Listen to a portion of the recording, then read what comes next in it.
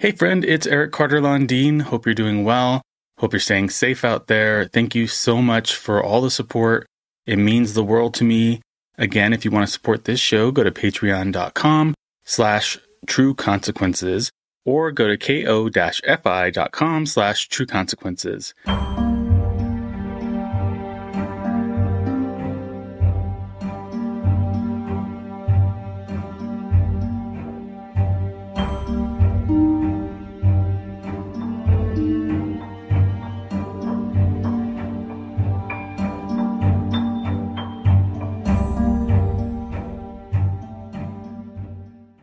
Before we go any further, I need to give a special shout out to Jackie Moranty, who's helped me write and research this chapter of the Negligence series, The Dylan Redwine Story.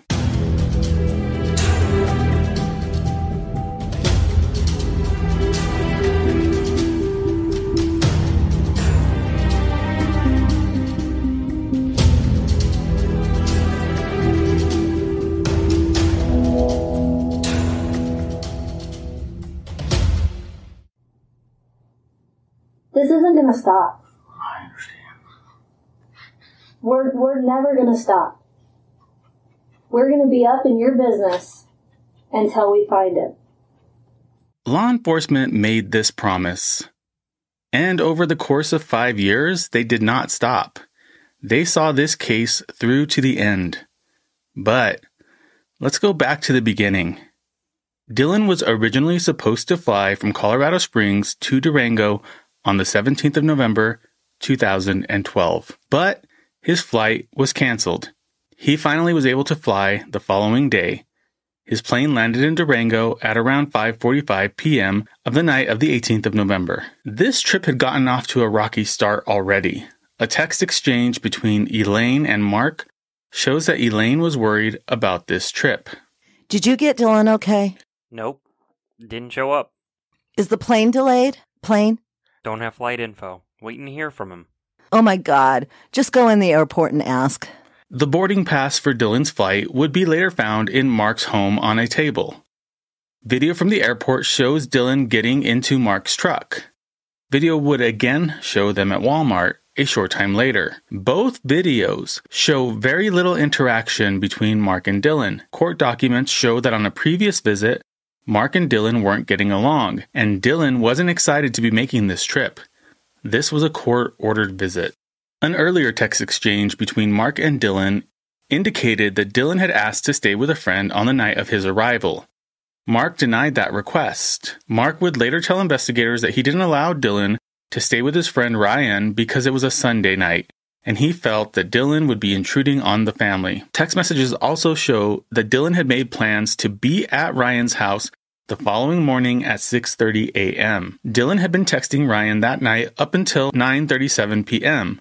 After that, all communication from Dylan stopped forever. A neighbor would later recall that the porch light at Mark Redwine's home was on at around 2 a.m. on November 19th. She would also recall that later that morning, before daybreak, the porch light was off. Did you have neighbors? Yes. Was Mark Redwine one of your neighbors? Yes. How far away from Mark Redwine's house did you live? About 100 yards, maybe more. Okay. Could you see his house from your house? Yes. Could you see his house while you were inside your house? Yes. I want to turn your attention to the night of November 18th, 2012. Do you remember that night? Yes, I do. Was there anything unusual that night regarding Mark Redwine's house? Only that. I got up around 2 o'clock in the morning, used the bathroom, came back. Sometimes I have a tendency to peek out the window, and I noticed the porch light was on, and it was noticeable just because it had been dark for, it felt like months. He'd been gone for a while, and it was completely dark. So Mark had been gone. Your understanding was that he was not living in the house or at the house? No, just nobody was there. For months. Completely dark, and it is very dark up there. And then on this night, you did notice that his light was on. Yes, I got up later on, and I don't think the sun was up yet. Maybe between 6:30 and 7, I'm not certain, but it was off. Ryan sent a text message to Dylan at 6:46 a.m. on the morning of the 19th asking, quote, "Where are you?" Ryan never received a response. Mark did not report Dylan missing until around 6 p.m. on the afternoon of the 19th. It wasn't until then that Mark finally reported him missing to the Bayfield Marshal's office. And it also wasn't until then that he let Elaine know that Dylan was missing. Elaine, I was wondering if you've heard from Dylan. I've been trying to reach him all afternoon. It's really worrying when I'm 7 hours away and I get a message like this from you. I haven't heard from Dylan today. Where did you leave him or last see him?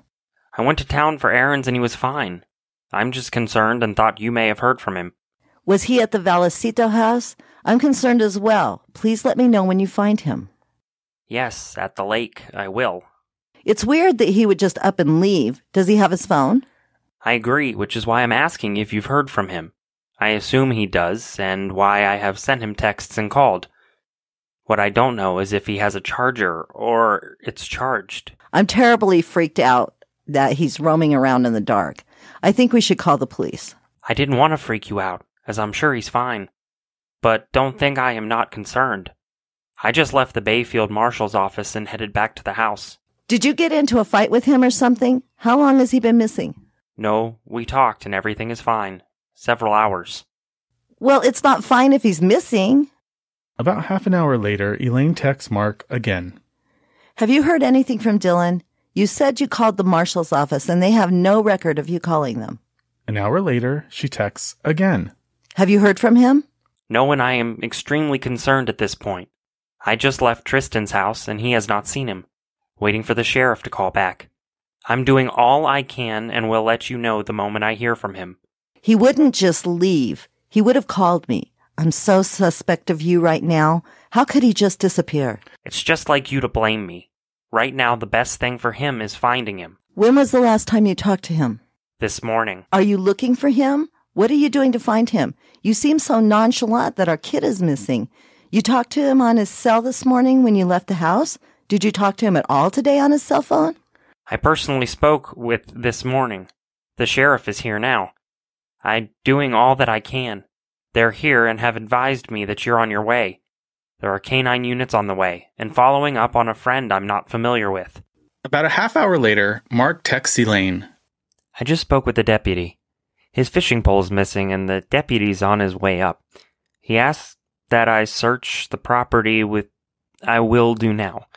I know this is difficult, but we gotta believe he's okay. Mark told the officer that the house had caught fire in March 2012 and that there had been a significant remodel done. Dylan had not been there very much between March and November of 2012.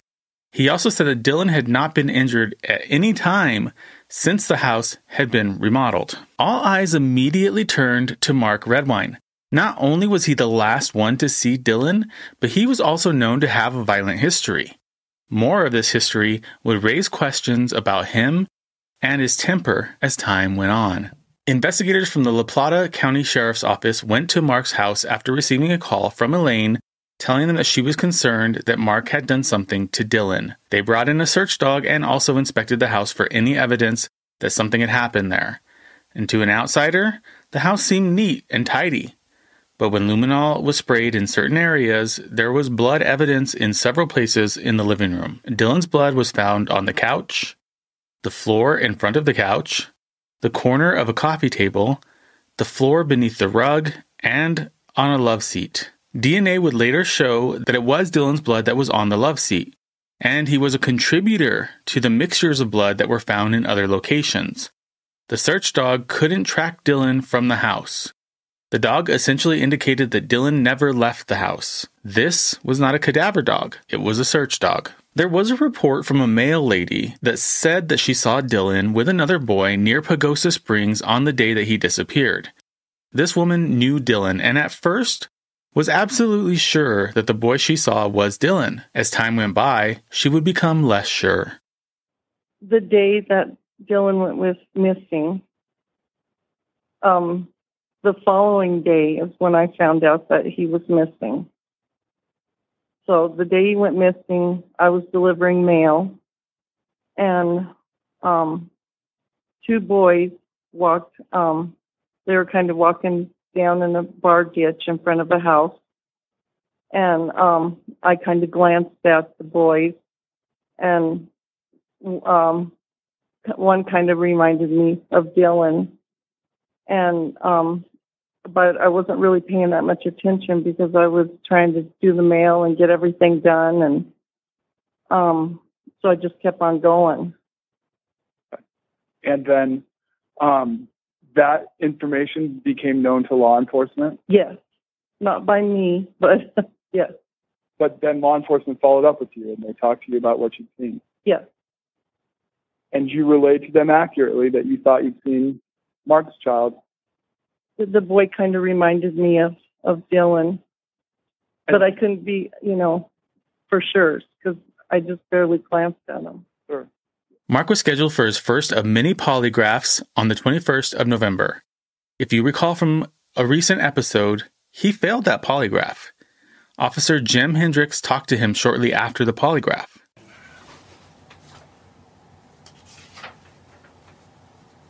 Tell me what's going on with this polygraph. Oh, I don't know. I mean, the questions that I had problem with were, do I know where Dylan is? And, I don't know where he's at, but I think I know where he's at. Has everything to do with his mom. Myself and his mom don't get along at all. I figured that out. Yeah, no, that's not a big secret. And I can't help but think that she's involved with this. I mean, it bothers me and it's been bothering me, but I'm not, right now, I haven't been looking to point fingers at anybody. All I'm trying to do is find out if my son's okay and where he's at. Well, that's the problem we're having. I agree. I think it's a problem we're all having.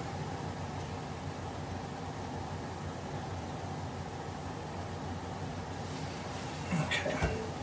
I am going to, even though you're not in custody and you're free to leave anytime you want to, just to be on the safe side. Well, that's why I'm here. I mean, I got nothing to hide. I'm not trying to run from anything. Well, I'm going to go ahead and read these to you anyway. You do understand you're free to leave anytime you want to. You're not in custody. Okay. All right, before I ask you any questions, you must understand you have the right to remain silent. Anything you say can be used against you in court. You have the right to talk to a lawyer for advice before we ask you any questions and to have a lawyer with you during questioning. If you cannot afford a lawyer, one will be appointed for you before any questioning if you wish. Do you understand these rights? I do. Are you willing to answer my questions? I am. Okay.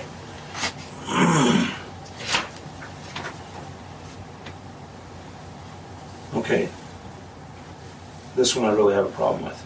At any point after Monday morning when you went to work, have you known where Dylan was? Right. And you failed that. I know. I understand that. That's why I'm here. I don't have any knowledge of where he's at. I saw him on the couch when I left. He was asleep. He acknowledged that I was leaving. If there was anything he needed, he was going to give me a call.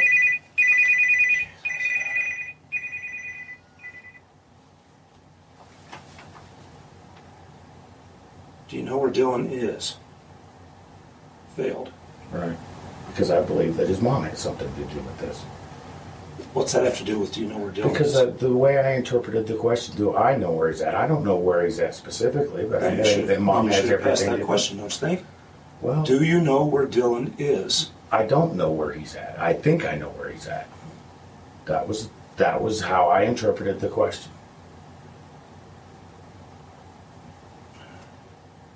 It doesn't make any sense to me either. Are you currently hiding any knowledge of Dylan's location? Absolutely not. But you failed that. Well, the way it was explained to me, the ones that I was having a problem with was I see him after Monday morning, and did I know where he was at? Are you currently hiding any knowledge of Dylan's location? Absolutely not. And you failed? Absolutely not. I have no clue where that boy's at. I think I know where he's at. I think he's with his mom. I have no doubt that somehow she's got her fingers tied to this. What's that have to do with, are you currently hiding any knowledge of Dylan's location? I guess I didn't understand the question I was being asked. I gotta tell you, dude, as you can imagine, in my line of work, and I've been doing this for 20 years, I look at a lot of fucking liars. Well, you know. I see a lot of fucking liars. Dude, this is your son. I understand that. There's like 100 fucking people out I there looking for him understand all right of now. that. And you failed the polygraph. You're not telling me anything I don't already know. Then explain yourself. What is there You for me failed to the fucking polygraph. Okay. You're his dad. I understand. You're the guy that's supposed to be protecting him. Exactly. So Which is where why is I've he? been having a hard time sitting at the house doing absolutely nothing when I feel like I should be out there looking Then for my talk to son. us. Talk to I am us. tired. Why do you think I'm here? We're getting all these conflicting stories. I You're understand. failing a fucking polygraph. Who do you think we But should are be you looking going at? to intimidate? Are you going to try and intimidate me here? Or I'm what are trying we to doing find here? out where Dylan is. So am I. How? By lying to the cops? I'm not lying to the cops. Dude, you failed the fucking test. Well, then, lock me up then for failing the polygraph test. What do you want? What would you like us to do as law enforcement when somebody's son is missing and their dad fails a fucking polygraph? You know, that's a difficult question, and that's the difficulty. You're a dad? I understand that I'm a dad. You're not telling me anything I don't know. What would you do? What would you expect us to do? You know what? That's why I'm here. Where is Dylan? I don't know. Tell us what I you have haven't not- told us then. I haven't told you. Tell us what you everything. haven't told I us told then. you everything that I know. Why is Samantha telling a different story? Who's Samantha? Emily's daughter? Oh, Sam. I don't know. Nobody can figure that one out. I have no clue what that's all about. I don't even think she knows what it's all about. She said it's what you told him. Then there are the conflicting stories about Mark and Dylan's relationship. Mark insists that he and Dylan always got along just fine, but other people say that the relationship was strained. Dylan didn't want to be around Mark. He didn't want to have anything to do with Mark. When confronted with this, Mark blamed Elaine. He said that Elaine was the one that was saying that there would be a discord between him and Dylan. He also said that Elaine was the cause of that discord. What's your relationship with Dylan? Very good. It's always been very good. And anybody knows me. Why are we they will hearing tell you conflicting that. stories about that? Well, because Mom wants everybody to perceive that, I assume. You know what? Me and Dylan have always got along. He's a very special child to me. I was there for the first 5 years of his life while his mom was worried about moving up the ladder in her career. I'm the one that took care of him. That boy means everything in the world to me. So, he I'm and having a I hard have... time. He If and I my have son was all- gone, I'd be fucking So, nuts. well, I am nuts. You can't tell that? I've been pacing the floor and wondering everything. I haven't slept in 3 days. I haven't fucking eaten in 3 days. You know, I'm extremely concerned about where he's at. What more do you want me to do? Tell I the mean, truth. I'm telling you the truth. That's why I'm here. Well, I appreciate the fact that you're here. Stories began to pour in. On November 23rd, Betsy Horvath, Mark Redwine's first wife, called investigators to tell them that she feared that Mark had done something to Dylan. During her statement, she told investigators that he had told her he knew how to get rid of a body. When you heard that Dylan Redwine had gone missing, did that cause you concern? Yes, it did. Did you feel the need to call the police? Yes, I did. And was there a physical manifestation to what you were feeling when you heard that? Objection. Irrelevant. Well, I can see where that could be relevant because I think I know where this is going. So I'm going to overrule your objection. I'm going to overrule your objection. How did you feel? Sick to my stomach. Did you, in fact, call the police? Yes, I did. Okay. Now, let me limit you. I want to talk about one particular thing, okay? When you called the police, did you, well, let me ask you actually differently. Do you now, as we sit here today, recall a statement that the defendant made to you years ago when you were married that caused you concern when you heard that Dylan Redwine was missing? Yes, I do. And did that have to do with where you thought that Dylan Redwine might be if the defendant had something to do with it? Objection calls for speculation where you thought he might. It's based on the defendant. Yes, I agree. It's based upon a previous statement. I know it was years ago. You might want to establish when, too. I will, Judge. Absolutely. All right. Could you repeat that? Yes. So Did you have concerns about a specific statement that the defendant had made during that time period when you were married that made you think of what he might have done with Dylan if he was involved? Yes, I did. Okay. So let's tell the jury what was the context and the time frame of him making that statement to you? The children were young, and we had gone camping. We would go camping fairly often. In this instance, we had gone up on I call them a fire road, the ones where I guess we're not supposed to go. They're really scary, and I was afraid we were going to fall off the road. And we went camping. Once we got up to the campsite, kind of looking around, and he had made a comment that this would be a good place to leave body. Did he say why that'd be a good place to get rid of a body? Or did he say leave a body or get rid of a body? Get rid of a body. Okay. Did he say why it would be a good place to get rid of a body? Because it was mountains and they're so vast. Nobody would ever find a body. Okay. Did he make any mention of burying it or just say he would leave a body? He did not make any mention. Did you get the impression he meant bury it or just leave it out in the mountains? I believe he would just leave it out in the mountains. Now, this statement was a long time ago. Yeah. It would have been probably the late 80s, I'm guessing, by the timeline you already gave to the jury. Yes, sir. Would you agree with me that people make comments all the time, sometimes joking? Yeah. Why was this different? Why did you recall this so much later? Objection, Judge. Calls for speculation. The statement's out there. Her interpretation is irrelevant as to the jury's determination. It's why it stuck with her. As long as it's limited as we've talked about, then you're okay. Yes, Your Honor. All right. What about his demeanor and the way he said it and where you were stuck with you all those years later that you remembered it when Dylan went missing?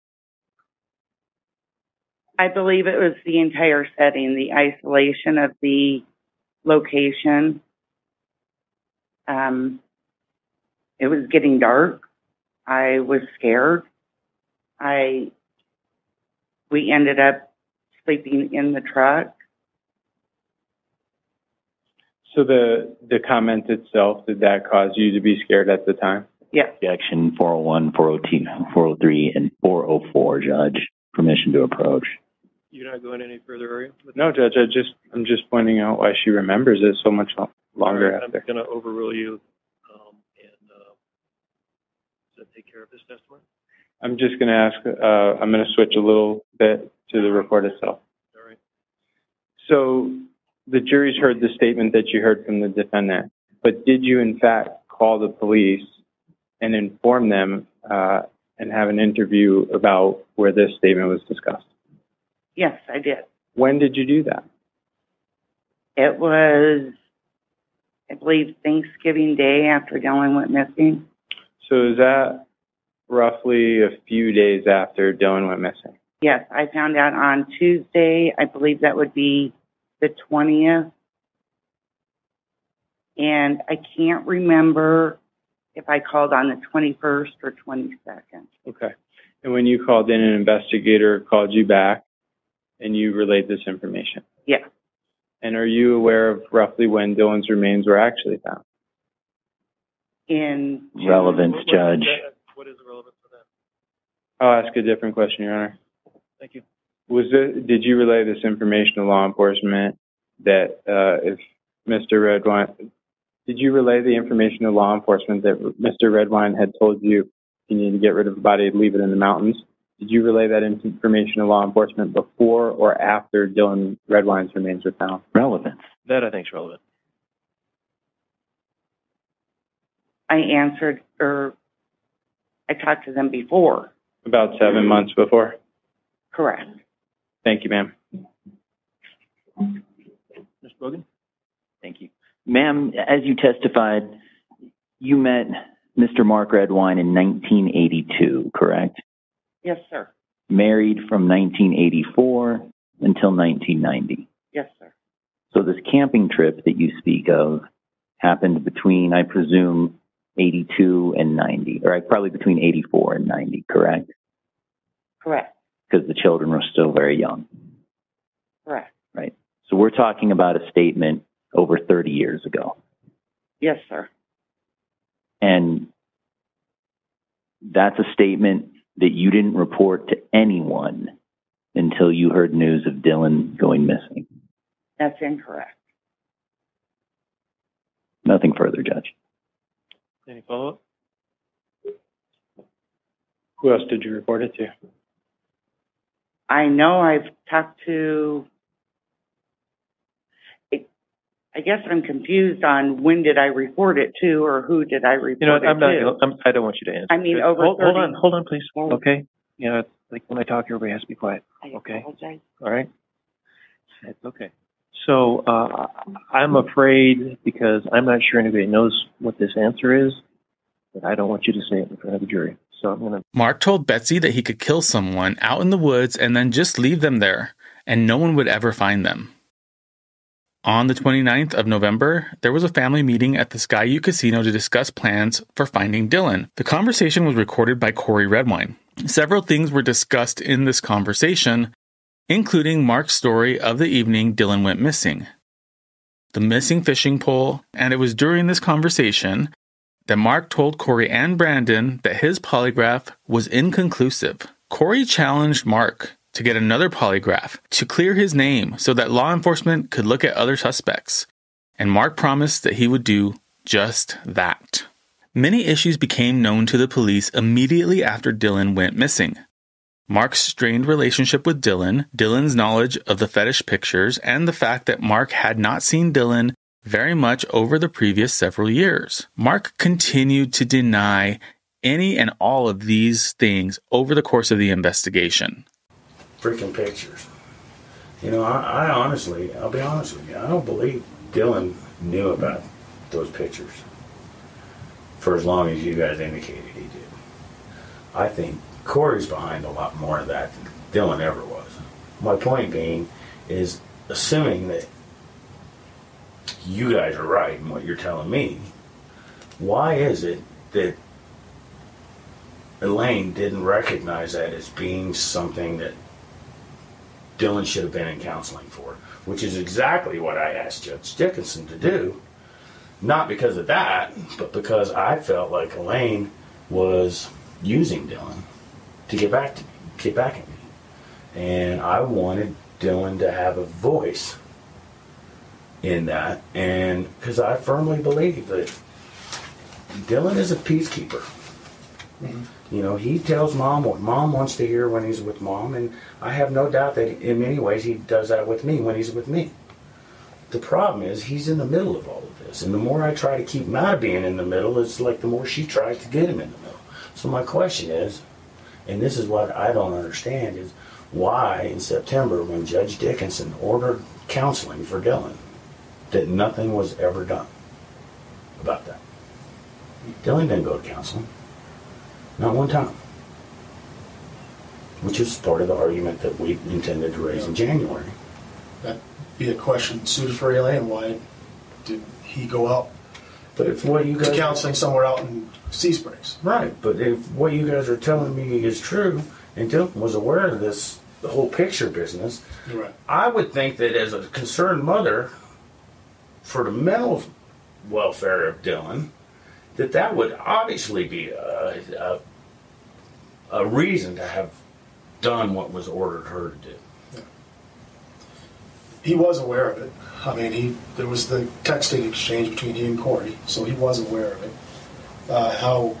However, how he felt about it, don't really know. But obviously, he wanted to confront you on it. But it was known to him.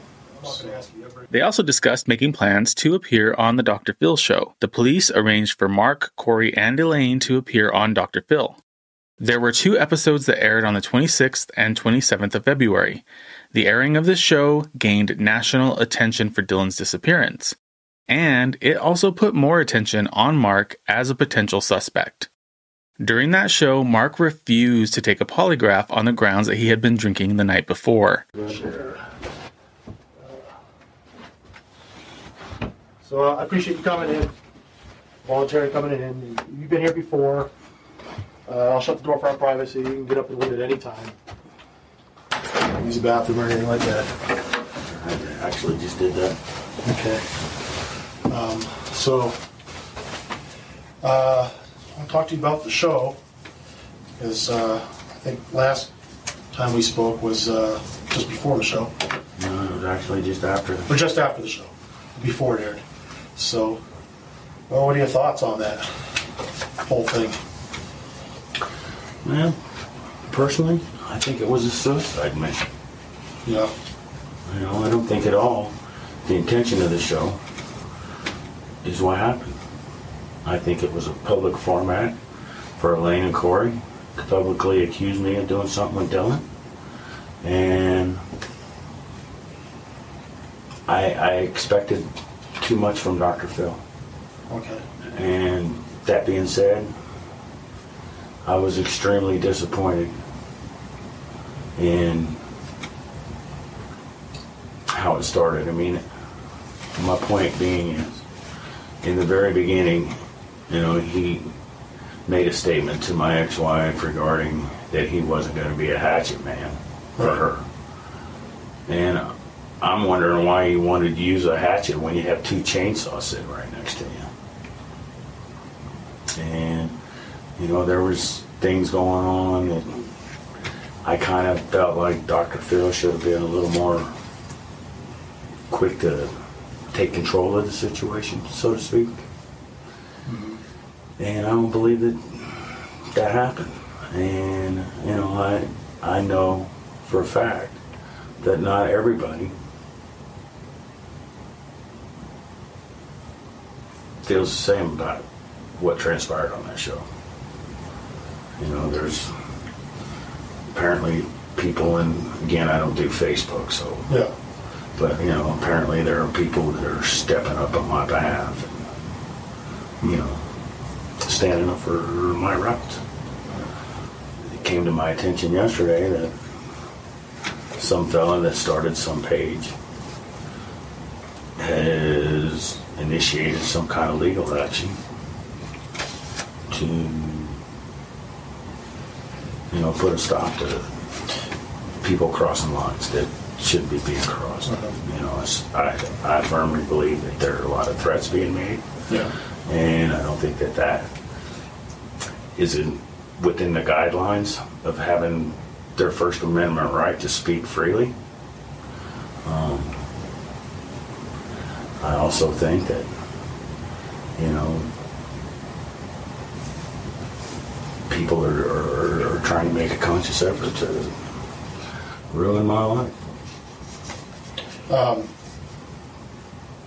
does that make you feel? I mean, that negative public perception out there, now that the show has been aired and all of the comments made in social media and the newspaper. And well, I don't read the social media because I don't have access to it other than through Dylan's computer and his Facebook page, which I've been asked not to open up because it's causing issues. Every time it gets opened up, apparently paperwork has to be filled out to do whatever. So I've made a conscious effort not to participate in that, but that doesn't mean that other people that I'm close to don't see what's going on and communicate those things to me. You know, I mean. And I've seen just that. I think I remember seeing a site somebody had created on your behalf and painting you in a positive light, you know, instead of the hate sites that are out there, you know, and in the public forum for every person out there to kind of bash you on Facebook. So you have that balance. Well, I'm not sure that I would agree that it's very balanced. I think that it's very one-sided. I think that the people that tend to speak up for me or say things positive on my behalf tend to get bashed as well. Yeah. And threatened and a variety of other I've seen things. That being said, it just amazes me how that everything is kept so one-sided. Yeah. And, I have no control over that. And, it is what it is. I mean, I'm not looking to deprive anybody of the opportunity to speak freely. Mm-hmm. I don't feel that that's the case on that side of the fence. I think that anybody that speaks freely and has anything positive to say about me gets bashed and kicked under the bus, and they're quick to discount these people. And I firmly believe it's a very one-sided thing, and I don't understand why all voices don't have the opportunity to be heard as freely as they should be. Yeah, I just think it's just ignorance. It's people who can't think for themselves, and it's a group. It's kind of like a pack mentality. This is what everyone feels, so I should feel the same way. Well, but I think that there's leaders in that pack that tend to perpetuate that more than it needs to be. I think that there are people out there that, and obviously we probably both know who we're talking about. Yeah. But you have to consider the source. I mean, unfortunately, I don't think that they've totally gained what they set out to do. I mean, I don't believe that everybody in this country is looking at me in a negative light. I think that there's people out there that, wonder how I didn't come unglued on stage and come out of my chair. And, that was a very difficult thing for me, trying to keep focused on, controlling my anger, so to speak. And, the whole time, instead of us all talking about Dylan and what we're doing to find him, it all got to the point where I felt like I was defending myself the whole time. And, trying to carry on a conversation with Dr. Phil, having my ex-wife sitting across from me, and all she can say to me is, "Where's Dylan? Where's Dylan? Where's Dylan? Where's Dylan?" That didn't bring any...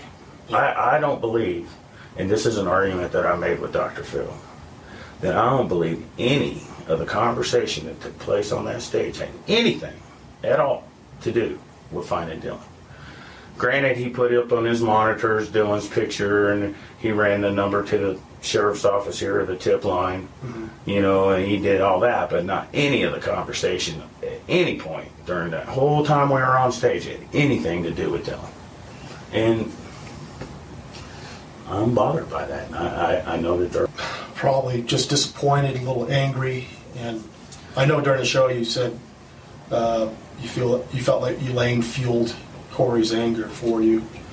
Well, I firmly believe, and I think if you went back over time and you looked at comments that Corey makes and comments that Elaine makes, you would find that they're very similar comments. Mm-hmm. And I firmly believe that Corey is nothing more than a pawn in Elaine's little game, and it is just an extension of his mom. I don't think that Corey, deep down inside, feels the way that he says he does. Saw on the show when he said, "I'm my own man. I'm basically responsible for my own words." Do you really feel that? No, because I firmly believe everything that comes out of his mouth is very much related to his mom. Unfortunately, I have no control over what they do, nor do I really want to try. All I can do is control my role in all of this. And, right now, I'm hoping that they recognize the fact that, I'm willing to do my part. And talking to these therapists and these people that can maybe help initiate something that could eventually turn into a more positive for all of us. I mean, I agree. It can't be that unobvious to the people in this country that there's a huge problem here between me and Elaine, and even Corey. And I think that issue needs to be dealt with. Well, Dr. Phil brought that issue out. You guys hadn't spoken since 2009, and when you do, it's always texting. And even the day in question when Dylan ended up missing, there was that text exchange. It's obvious that you guys don't want to talk to each other. Right, but then Elaine gets on there and directly says that she tried to call me, and I know for a fact she didn't call me. She made no effort to call me, so she stood right up there on stage and lied right to Dr. Phil's face about that. And then she denied communicating to her divorce attorney, which is another lie. Who calls her divorce attorney first thing? Right. You know, and before anybody even realized that Dylan was actually missing, she's already packed her bags and headed to Durango? What the hell's up with that? First show, didn't they bring you out back to discuss the poly and what would be expected of you? And no, that was later on that afternoon when we were in the vehicle going over to Jack's office. And the way I interpreted it in the show, in the taping part of it, is that I was going to meet with a polygraph examiner and get a better understanding of what we needed to be doing to get the best results possible. You know, obviously I was pretty upset after the show, or after the taping of the show, and you know, you look stressed. I was stressed Yeah. because I don't feel like the purpose of the show was ever supposed to be about Lane pointing fingers at me. And again, you know, I guess I expected more out of Dr. Phil than what I got. And that was another reason why I was upset. And I had this conversation with him. You know, I don't know how much of that made it onto the program, but, you know, his argument to me, well, I'm trying to do everything I can to find your son. I've been posting his picture up the whole time. Well, great. Fine, he'd put it on the monitors. But the conversation on the stage with all of us involved had absolutely nothing to do with Dylan. You know, my whole point of having Karen there was because Karen spent some time with me when I had Dylan for a Labor Day weekend. And, you know, she brought her guns and we were up shooting guns and doing that kind of thing. And, you know, but she has pictures showing Dylan sleeping on the couch, just like I said he was sleeping on the couch. She was there when, you know, when I'm trying to wake him up, and I don't just go knock him off the couch and say, get the hell up. You know, I take in consideration that he may not want to get up yet. So I, over the years, have allowed Dylan to get up on his own free will. And so I'll whistle or I'll stir around the house, and everything that I've said about Dylan is able to be corroborated by Karen. She got shut down immediately. So none of this information ever got out there. You know, there was a lot of information provided to the producers of that show that never made it out there. It's kind of cherry-picked, netted it down for TV, and missed out on a lot. You know, I'll be honest with you. I firmly think that there's a large part of Dr. Phil and his show that was more about the ratings than it was about Dylan. You know, in many ways, I feel the same way about this Jack DeMarco fella. That it's more about his reputation than it is about doing what needed to be done. I mean, part of the problem I have, I mean, obviously, you know, I was stressed out the day of the taping. I go over to Beverly Hills to this guy's office. I sit and have a conversation with him. I'm getting to know him. Part of the conversation that we were having was the understanding that for a polygraph test to be at its most accurate capability, that he obviously has to be doing the best he can do as being the examiner. And it's very important that I be at my best to take the test. And, you know, my blood was boiling at this point, man. I ain't no way in hell I'm ready for this, based on the conversation that I was having with him, which is why I was asking to do it the next day. So I get there the next day. I'm waiting for the driver to show up at the hotel. I'm waiting on him. He ain't waiting on me. I was there 15 minutes earlier than they wanted me to be there. But, you know, I already agreed to take the freaking test. What the hell is the point of asking a eliminating question, or whatever the term that they used? What the hell was the point of that? I already agreed to take the damn thing. You know, I'm going down some list of questions he's having. thinking that, you know, he asked me a question and I'm waiting for the next question after I give an answer, and all of a sudden he throws his hands up, well, if we're not going to do this, and I've got to call the producers in here. And I'm like, dude, you asked me a question, I gave you an answer. Why would you put a non-eliminating question in your thing when I already agreed to do this? That don't make no sense to me. Well, I mean, they have the pre-test, the baseline questions that they ask you. You know, those tests, they go on for an hour and a half, 2 hours, sometimes longer. Well, that's what he explained to me. Mm-hmm. You know, I don't recall taking the polygraph test here in Durango that was the case. It seemed to me it was more like about a 30-minute process. Yeah. You know, sit down, ask a few questions, 4 or 5 questions, and boom, I'm out of there. I don't think it took very long at all. And so when he's explaining to me that this process takes a couple hours, you know, that kind of caught me off guard, because I don't remember that being the case the first time I took this polygraph test. And, you know, he's telling me about his life story and his dad, you know, and I mean, I thought we were building a good rapport, which I thought was part of the process in taking the test, was having a rapport between the examiner and the person giving it. Mm-hmm. That's what I thought was going on.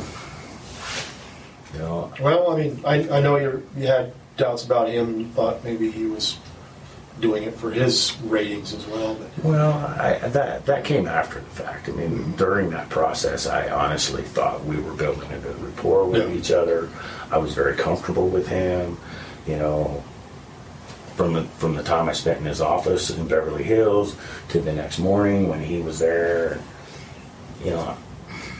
I thought we were all on the right track and all on the same page, but apparently I was wrong. Well, I mean, he is a world-renowned polygraph examiner, former FBI agent, deputy sheriff, I think, in Utah, or not Utah, but Montana or something. He is the real deal. I'm not denying him. Yeah, I mean, he is the real deal, and he's done a lot of polygraphs, in the thousands. So, did they tell you how to prepare for it? Get some sleep, abstain from alcohol, anything like that? See, and that's what bothers me again. You know, I go back to this conversation that I had with him in his office, and, you know, obviously, you know, we talked about, you know, my blood boiling and not being on my best, you know, after the taping of the show, and I guess I expected this guy, if he's as good as he says he is, that would have been part of his routine, was to say, hey, look, man, let's not worry about this today. Go to the hotel, get you something to eat, get you a good night's sleep. Mm-hmm. Don't drink anything. You know, go down that whole list of things that I think he should have been doing, but he did.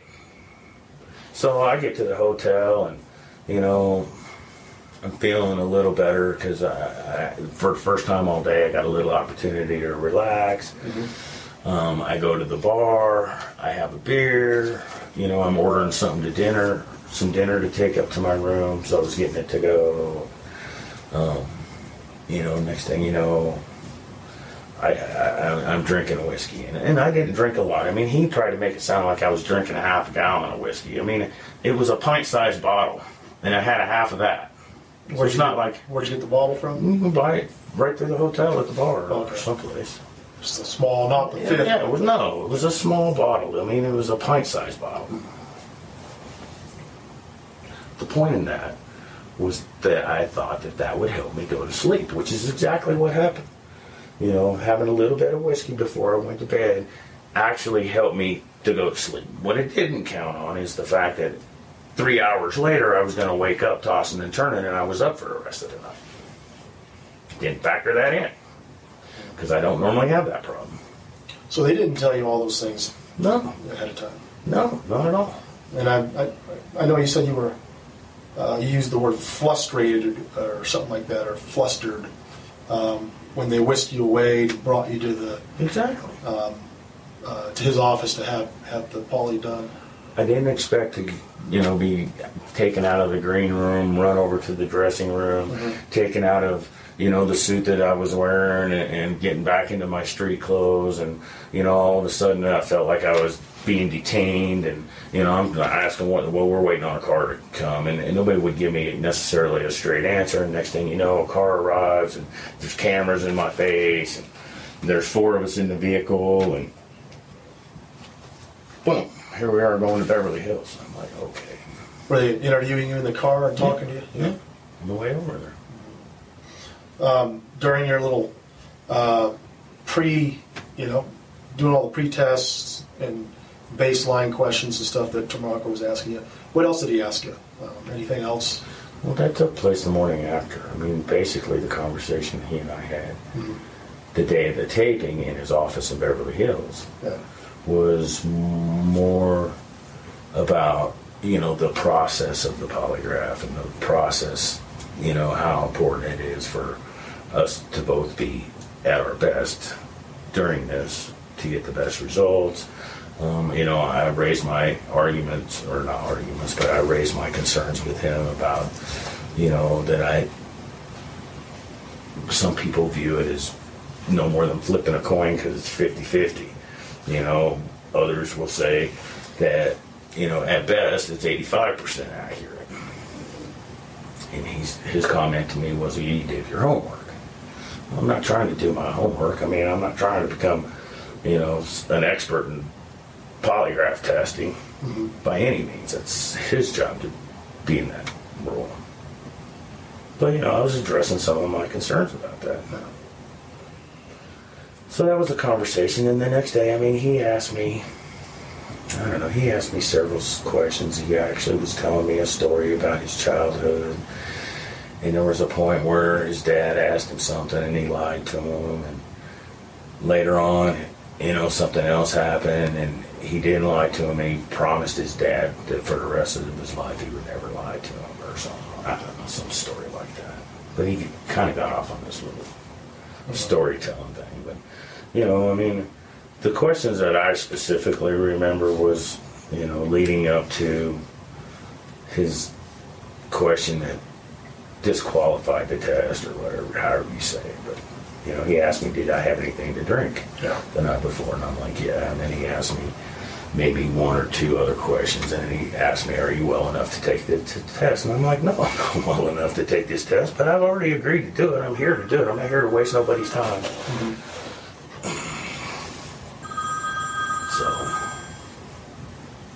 And of course, he accused you of not doing enough because one thing was not taking the test. Although we're on the show, and one of the things to prove your innocence and to move forward was to take the polygraph. And do you intend to take it with him or Tremarco or anyone else down the road? Well, yeah, I don't think right now's a good time for me to get focused on that with all the turmoil I got going on in my life and all the dumb shit I got to deal with. Which is part, again, why I'm focused on trying to work with these therapists. And as you can imagine, the impact that a high-profile show like Dr. Phil has on a case is incredible. And as a result, tips poured in. And police in La Plata County were scrambling to keep up. But none of those tips seemed to bear really any fruit. It seemed that Mark was being recorded by everyone he knew. He dropped several hints, but he would never quite confess. Investigators interrogated him endlessly. They went to the extreme of offering immunity to the person who may be holding Dylan. They also mentioned a deal in the case that Dylan was dead.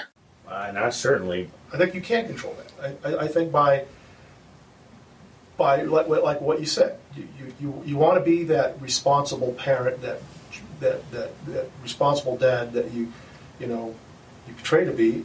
I think by doing more would be best. And what I mean by that is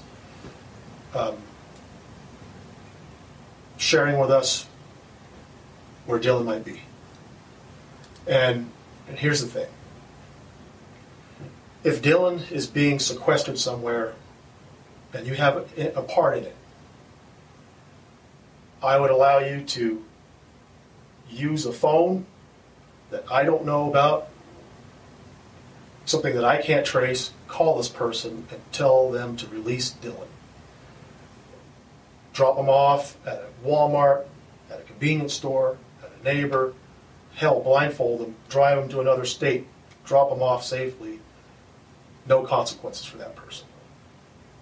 And the flip side of that, if he's dead and he's in a shallow grave or lying on top of the ground somewhere or in the bottom of the lake, and if you have anything to do with it, I'm letting you know now that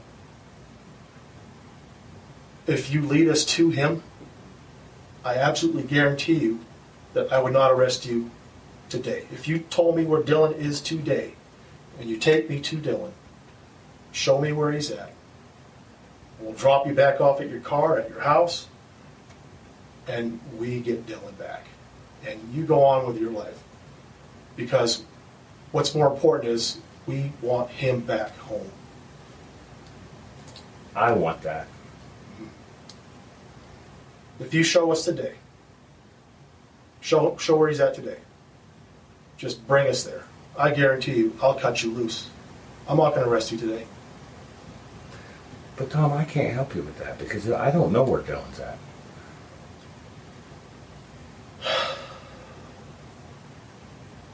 And I think you do. I know you do. Accidents happen, okay? Does he have any medical issues? Does he have anything underlying that you don't know about? Not that I'm aware of. Because, I mean, young kids die from aneurysms, from congenital heart failure, all sorts of different problems. And if he died in your care and you freaked out and you didn't know what to do with him and people are going to blame you for killing him, then, you know, we can look, I mean, coroners can find things like that. If he fell down accidentally and hurt himself and you freaked out and panicked and you put him somewhere, you know, it's better to get in front of this than to have somebody down the road find him and then, oh shit, what do we do now? You know, he's in a shallow grave. This doesn't look good. Last seen by Dad. Or you can just tell us where he's at and work with us, and we'll deal with all the other stuff later. I'm not going to sit here and admit to you that I've done something. Next time on Negligence, the Dylan Redwine series. Mr. Redwine, you did not mean to hurt him, did you? You did not mean to hurt him, did you? Mark, this is your opportunity. We are trying to help you. I don't believe that you were trying to hurt him. I don't believe that you are a bad person. I believe that you were in a bad situation and that something happened that day and that you either overreacted or something medically happened, and this is your chance. If you want to support this show, go to patreon.com/trueconsequences or go to ko-fi.com/trueconsequences. Thanks for listening and stay safe, New Mexico.